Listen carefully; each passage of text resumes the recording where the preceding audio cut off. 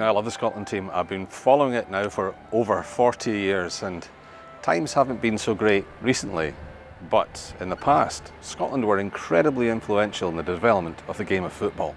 One player who had a great impact on the world game was Johnny Madden, the boy from Dumbarton who went to Prague and became the father of Czech football. I'm here at Hampden, the home of Scottish football, to meet Richard McBrearty, the curator of the Scottish Football Museum, to find out some more. So Richard, what do we actually know about Johnny Madden's early days?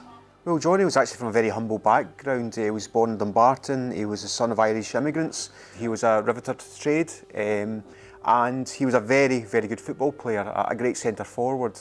He would play for his local club Dumbarton. He would go on to play for Celtic Football Club. He was the first great centre forward in Celtic's history, and would go on to become a Scottish international player as well. So he had a great reputation in Scotland as a very, very good football player. So he was a top professional player during the kind of early era of professionalism in Scotland as well. And that kind of set him up then for, as he came to the end of his playing career, I think the opportunity was there for him to go and become a coach, and he certainly took that opportunity. Right, and how did he then end up in, of all places, Czechoslovakia?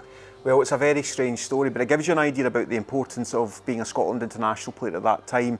When you became a coach, the world was your oyster. The early European football clubs were looking for British coaches, and so to be a Scottish international player, you were really up there with the best in the game at the time. Wow. But having gone to coach with Slavia Prague, it's an incredible story.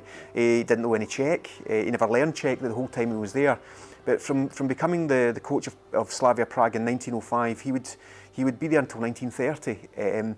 He would oversee a great transformation of football in Prague, and as part of a wider movement, the Scottish short passing game came to Central Europe into three great centres in Europe, all linked together by the River Danube. So where Johnny was in Prague. You've also got Vienna, and you've got Budapest as well, all part of the old Austro-Hungarian Empire. Well, that style of football, the short passing game, was known as the Danubian School within those three great centres of European football, and it was guys like Johnny Madden that really brought that style of game, the Scottish short passing game, to these great centres, and that was really the nucleus of the development of football in Central Europe at that particular time. So Johnny was part of this wider, huge influence that Scotland had at that time.